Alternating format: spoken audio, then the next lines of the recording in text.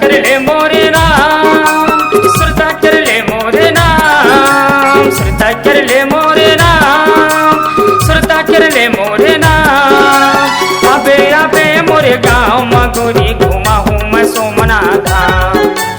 अबे अबे मोरे गाँव मगोरी घुमा हूँ मैं सोमनाथ धाम। श्रद्धा कर हो तोरे नाम, श्रद्धा कर हो तोरे नाम, श्रद्धा कर हो तोरे नाम, श्रद्धा कर हो तोरे नाम। आहो आहो तोरे गाँव मैया घुमावे ते सोमनाथ धाम। आहो आहो तोरे गाँव मैया घुमावे ते सोमनाथ धाम।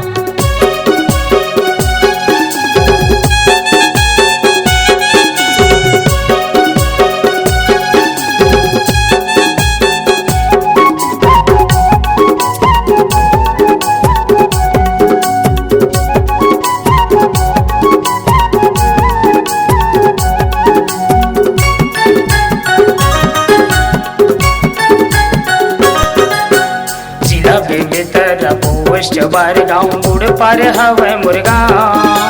माया के बंधना बांधे आहूँगा मोला बता दे तुरना।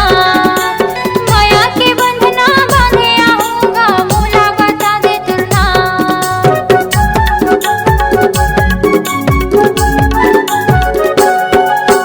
जिला बेबेतर पोस्ट बार गाँव गुड़ पार हवे मुर्गा। माया के बंधना बांधे आहूँगा मोला बता दे तुरना। माया के बंधना बांधे आहूँगा मोला बता दे तुरना।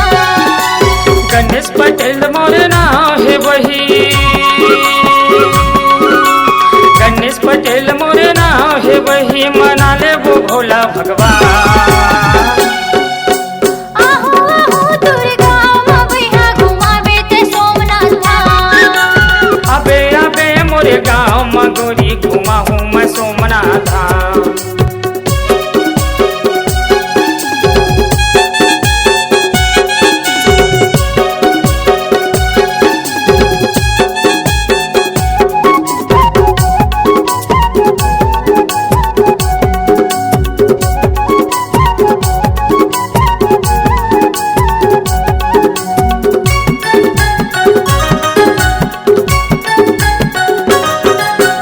जाबो दोनों जन याबे वो बही, मना ले वो भोला भगवान। किस्म किस्म के ले देवे चिन्हा खाले वो वीरों के पार। किस्म किस्म के ले देवे चिन्हा खाले वो वीरों के पार।